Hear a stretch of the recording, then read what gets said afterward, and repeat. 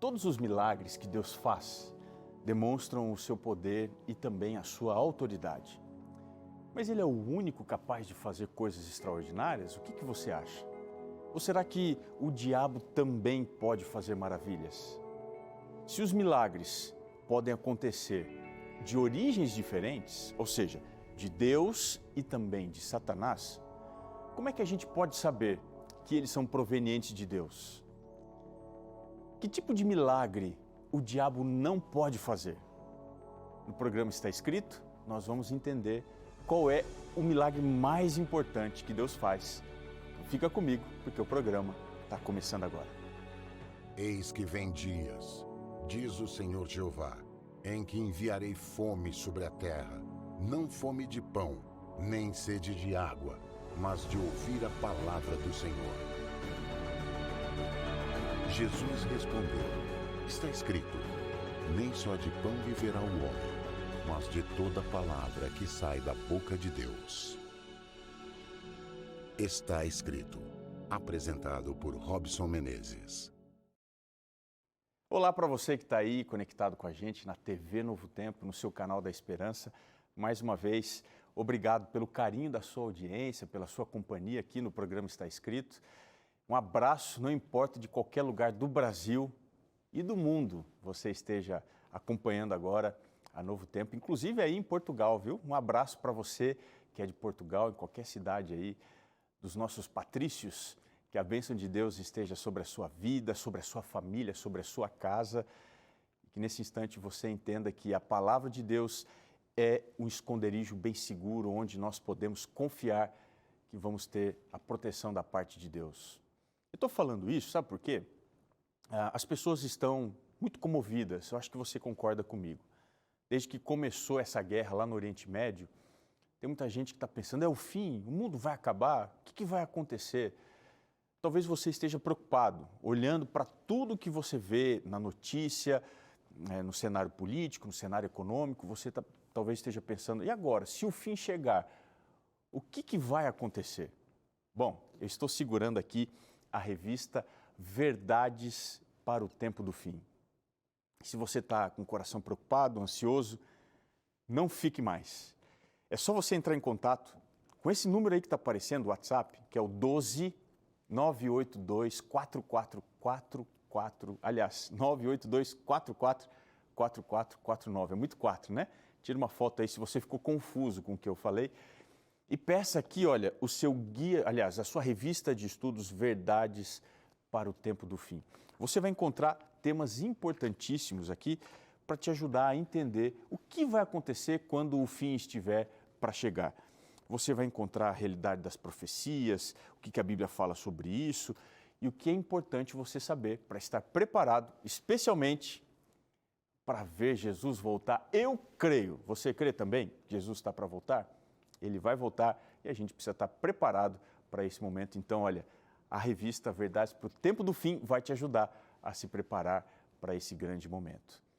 Eu queria também lembrar você que esse presente aqui, ele é um presente porque nós, todos os dias, meses e anos, recebemos aqui dos nossos Anjos da Esperança a sua doação e essas doações contribuem para que a gente continue pregando, levando essa mensagem a muitas pessoas.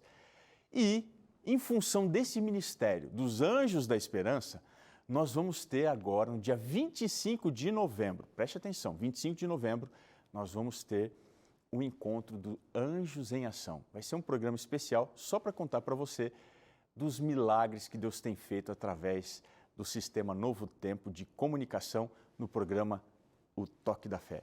Vidas que foram transformadas através da sua doação. Então, o meu muito obrigado em nome da TV Novo Tempo, de todo mundo que trabalha aqui, por você acreditar no nosso ministério, tá bem? Nós vamos aqui para a nossa série Milagres Extraordinários. Você acredita em milagres? Você acha que Deus faz milagres? Então venha comigo aí, pegue a sua Bíblia, nós vamos ao Evangelho de Lucas. Eu quero abrir com você no capítulo 17, Lucas. Nós vamos ler do verso 11 até o verso 19. Dá uma olhadinha comigo no que diz aqui o relato, o registro de Lucas 17, do verso 11 até o verso 19. Diz assim: de caminho para Jerusalém, passava Jesus pelo meio de Samaria e da Galiléia. E ao entrar numa aldeia, saíram-lhe ao encontro 10 leprosos, que ficaram de longe e lhe gritaram, dizendo: Jesus, mestre, compadece-te de nós. Ao vê-los, disse-lhe Jesus: Ide, mostrai-vos aos sacerdotes. Aconteceu que, indo eles, foram purificados. Um dos 10, vendo que fora curado, voltou, dando glória a Deus em alta voz. E o texto segue dizendo: e prostrou-se com o rosto em terra, aos pés de Jesus, agradecendo-lhe. E este era samaritano. Então Jesus lhe perguntou: não eram 10 os que foram curados? Onde estão os 9? Não houve, porventura, quem voltasse para dar glória a Deus, senão este estrangeiro? E disse-lhe: levanta-te e vai. A tua fé te salvou. Existem na Bíblia milagres que são mais importantes do que outros? O que você acha? Se sim, qual que é a diferença entre esses milagres? Os que são mais importantes e os que talvez não sejam tão importantes.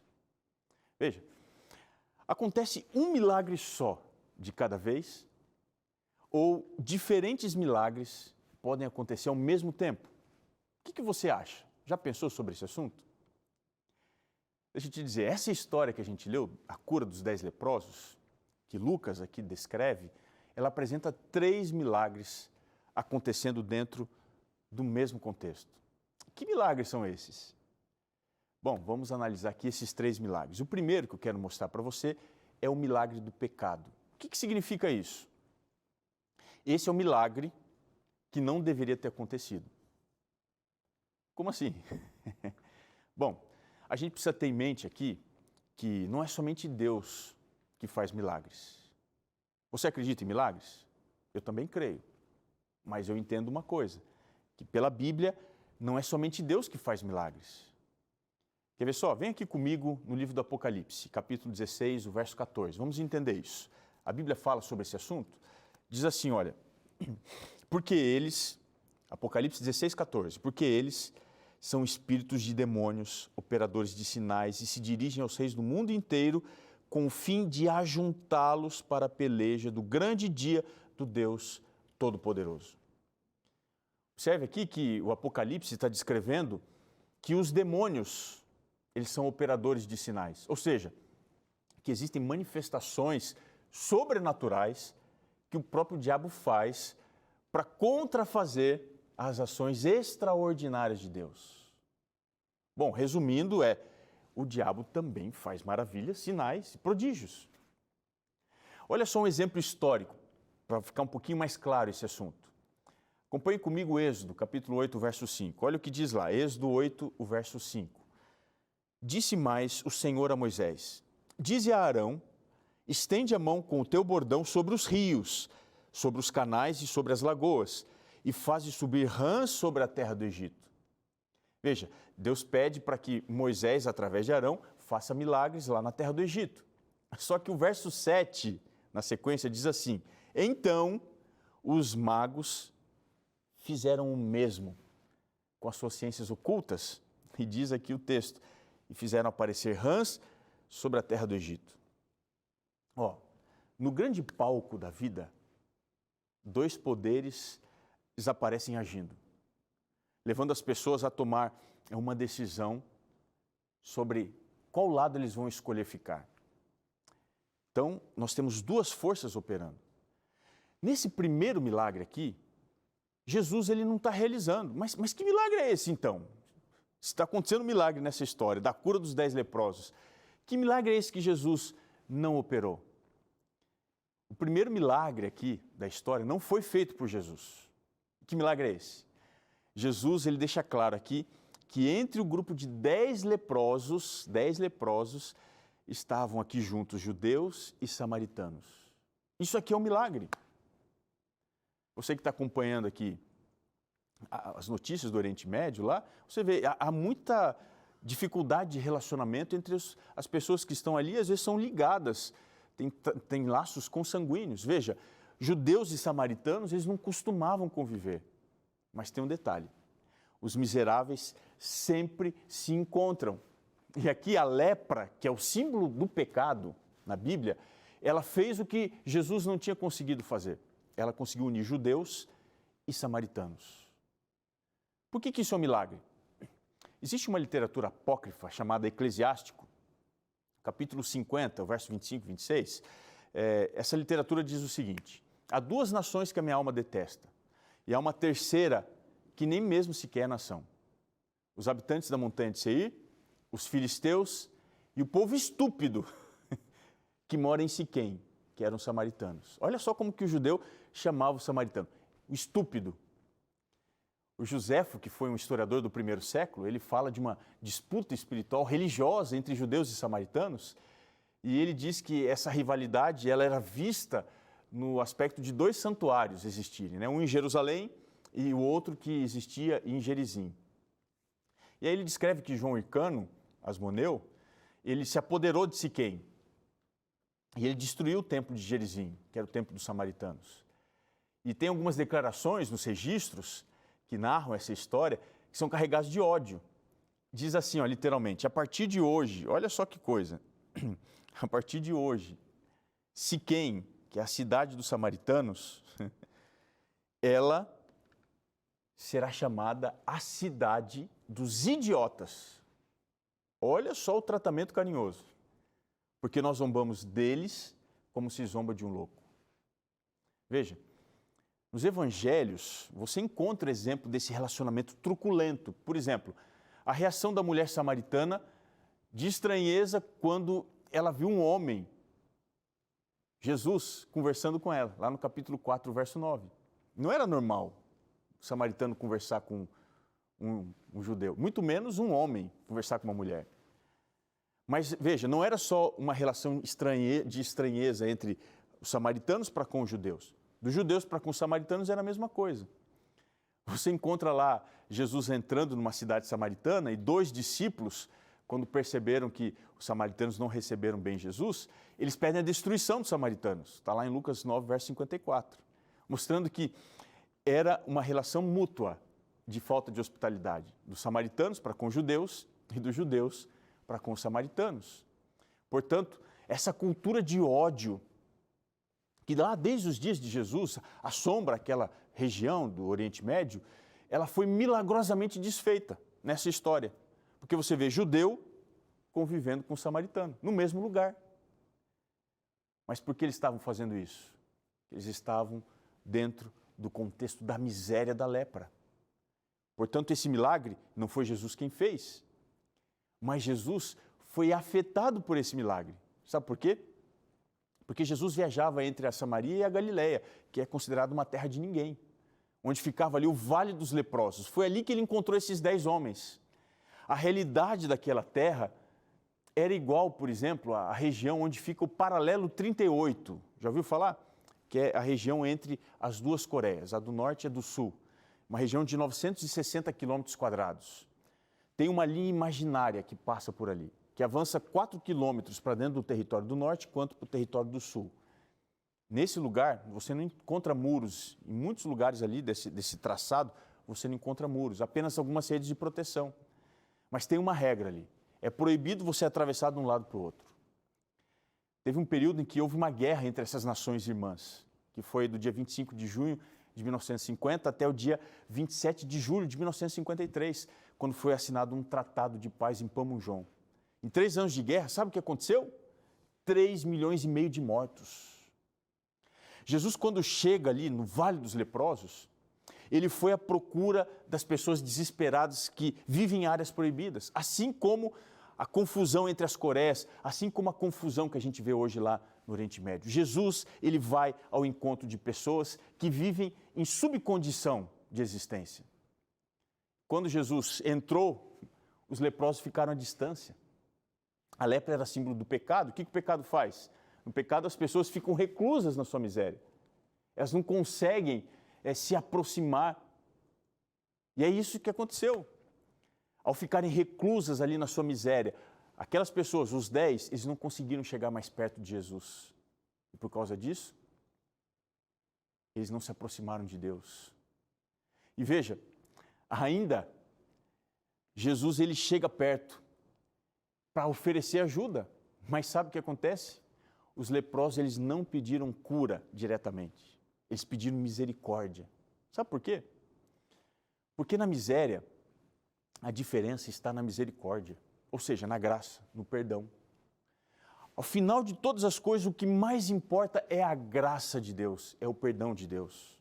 Por isso, que um pastor anglicano chamado George Herbert, ele diz que quem não é capaz de perdoar, ele está destruindo a ponte sobre a qual ele mesmo vai ter que passar. Agora, Jesus ele desmascarou esse milagre do pecado. Como é que ele fez isso? Ele estava a caminho de Jerusalém. Esse é o tema de Lucas. Desde o capítulo 9, 51, até o capítulo 19, quando ele chega em Jerusalém, ele diz que ele está indo para Jerusalém. Ele está indo para Jerusalém para ser morto. Lá em Jerusalém, Jesus iria ser declarado vencedor sobre o pecado. Mas antes de chegar em Jerusalém, a caminho da cidade de Jerusalém, o pecado tentava se declarar vencedor sobre Jesus, dizendo o seguinte: olha, eu estou juntando através da miséria esses miseráveis. Mas quando Jesus passou por ali, ele agiu com compaixão, ele agiu com misericórdia. Ele mudou a sorte daqueles homens, mudou a história para que eles, através da graça de Cristo que ele oferecia ali, tivessem uma realidade diferente. E aí acontece o segundo milagre dessa história. E que milagre é esse? Não é o milagre do pecado, mas é o milagre da religião. Esse é um milagre que acontece sempre. Existem milagres que são experimentados por quem vive a religião. Que milagres são esses? Veja, vamos analisar aqui um pouquinho. Qual que é a operação desse milagre que Jesus fez aqui? Aqui acontece um ato estranho da parte de Jesus. Quando os leprosos pedem para ele: Senhor, tenha misericórdia, se compadeça de nós. Jesus ele não se aproxima. Jesus ele não toca. Não chama atenção isso na leitura que a gente fez? Olha só, o chão não tremeu, não desceu fogo do céu, não houve nenhuma ação sobrenatural. À distância mesmo, Jesus disse assim: ó, faz o seguinte, vocês querem cura, vocês querem misericórdia? Então vão lá e se apresentem ao sacerdote no templo. Lá em Levíticos 14, do verso 1 a 32, você encontra que o ritual da purificação na religião judaica era declarado pelo sacerdote. Então, aquele que era leproso e tinha sido curado, ele precisava se apresentar ao sacerdote. Mas observe, a apresentação ao sacerdote era o final do processo, não o início da cura. Veja que a tarefa de Jesus, ela segue uma ordem inversa. Ele diz assim: olha, vocês precisam ir para ser curado. Você precisa ir para ser curado. E não ser curado para ir. Ele está invertendo a ótica. Esse aqui é o problema de muitas pessoas. Sabe por quê? Tem muita gente que primeiro quer resolver os seus problemas para depois ir em busca da cura, ir em busca do perdão, ir em busca da declaração de que nós não estamos mais como criaturas dominadas pelo pecado. Tem gente que espera primeiro o milagre acontecer para depois ir. Só que qual é a essência desse milagre? Jesus aqui, ele associa o simples ao extraordinário. Como é que ele faz isso? É importante ter fé para você realizar até mesmo as tarefas rotineiras que o Senhor dá. As tarefas como o milagre da oração, o milagre da comunhão, o milagre da pregação, o milagre do amor, que está diretamente associado à realidade da religião. Alguns milagres de Deus, eles não habitam o extraordinário. Eles não habitam o sobrenatural. Veja, o chão não treme, não aparece um anjo, Deus não toca em você. Mas ainda assim, na realidade comum da vida, seguindo a ordem de Cristo, que é a ordem de ir ao sacerdote, ir à religião, buscar Deus, essa simples ordem é capaz de trazer um milagre extraordinário. Veja, o convívio da família, no contexto da sua vocação profissional, os milagres atuais, eles estão sendo desenhados em formato de coisas comuns. Você pode, assim como aqueles 10 homens, obedecer sem ter razão para isso e receber um milagre no processo. Nós damos valor para esse milagre quando nós o perdemos. Os problemas, eles são identificados quando as coisas comuns da vida se tornam inviáveis, como o amor, a amizade, o relacionamento, enfim, as coisas simples que às vezes a gente não nota, não agradece, podem trazer para nós milagres extraordinários. E qual é o resultado do milagre? No cumprimento da missão, Jesus mandou ir, no cumprimento da missão, veio a restauração. A cura divina é uma possibilidade real, mas ela não é uma certeza absoluta. Por isso que Jesus diz, vá.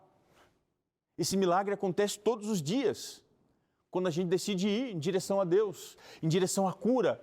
Esse é o milagre que acontece antes do milagre mais importante. E qual que é o milagre mais importante? É o último dessa história. Eu queria mostrar para você. Quando a gente vai para o final do registro, Jesus ele pergunta no verso 17, não eram 10 os que foram curados? Onde estão os 9? Preste atenção aqui. Qual que foi o milagre mais importante que aconteceu aqui nessa história? Qual que é o milagre mais importante que poderia ter acontecido e que pode acontecer hoje? Que milagre foi o mais importante dessa história? Foi o último. Um milagre que foi reservado exclusivamente para aqueles que vão até Cristo. Deixa eu te dizer, que último milagre é esse? Não é o milagre da cura, é o milagre da salvação. Veja, essa história me ensina que eu posso ser curado, mas os milagres de Deus não são suficientes para a salvação. Sabe por quê? 10 leprosos, 9 curados, mas apenas um salvo. Você entendeu a matemática? 10 leprosos, 9 curados, mas apenas um salvo. Veja, o milagre não necessariamente leva as pessoas ao curador. Tem muita gente que quer a bênção de Deus e não o Deus da bênção. Dos 9 curados, só um voltou, só um. Você consegue entender isso?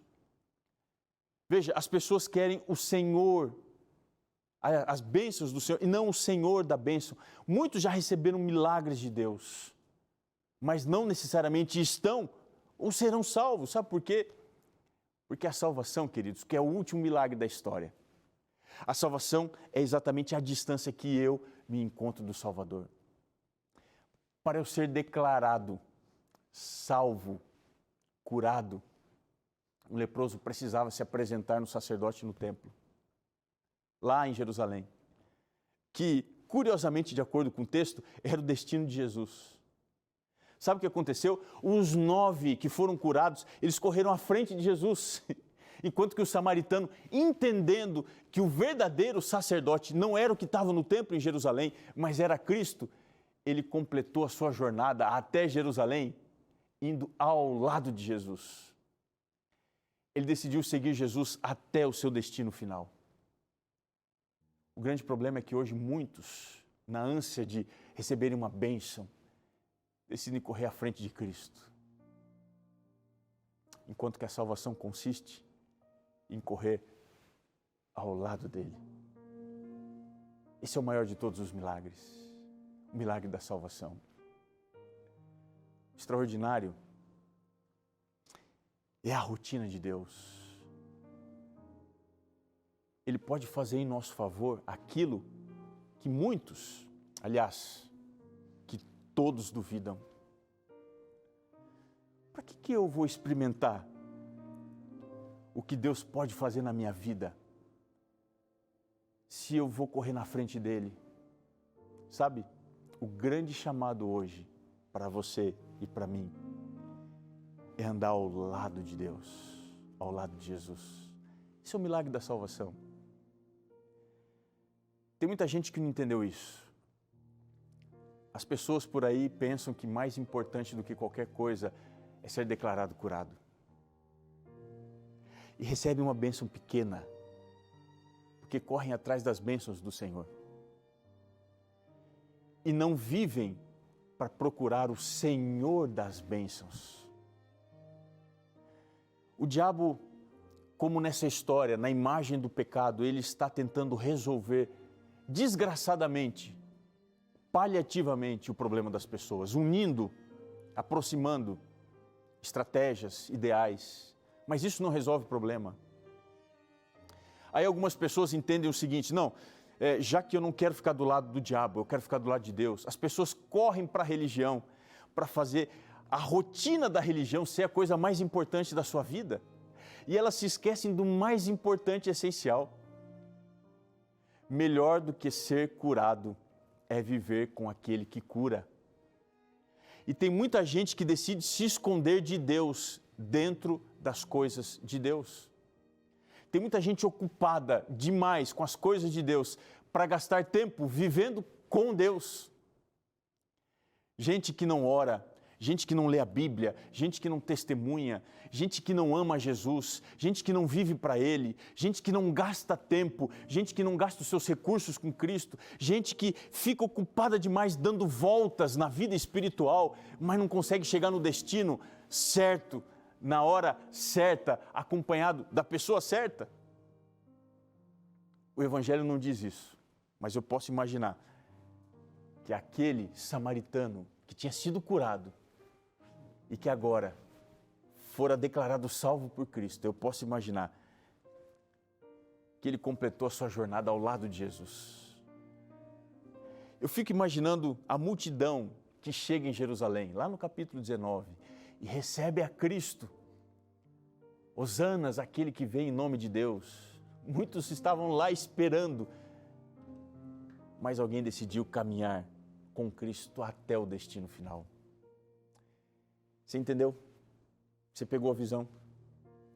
Você tem que caminhar com Cristo até o destino final. Por que não aceitar lá em Jerusalém só? Porque mais importante do que aceitar Jesus em Jerusalém é caminhar com Cristo até Jerusalém. É isso que você está precisando na sua vida hoje, agora. Esse é o milagre mais importante. Como aquele estrangeiro, escolha andar com Jesus. Escolha estar ao lado de Cristo. Escolha ir com Ele até onde Ele espera te levar.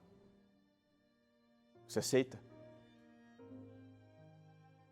Esse é um desafio para você agora. Deus me colocou aí.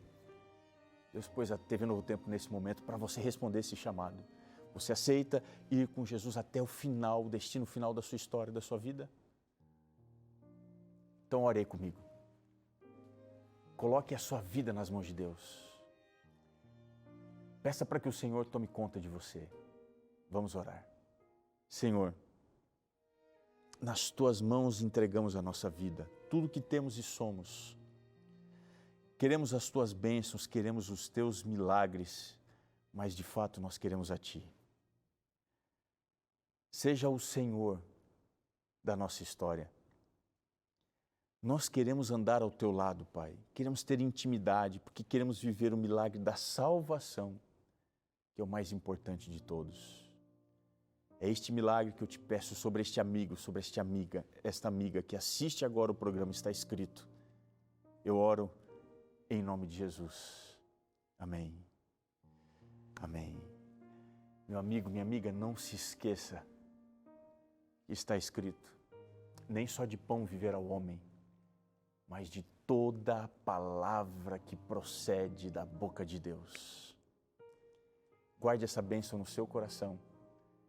Um abraço e até o nosso próximo encontro aqui no seu programa Está Escrito.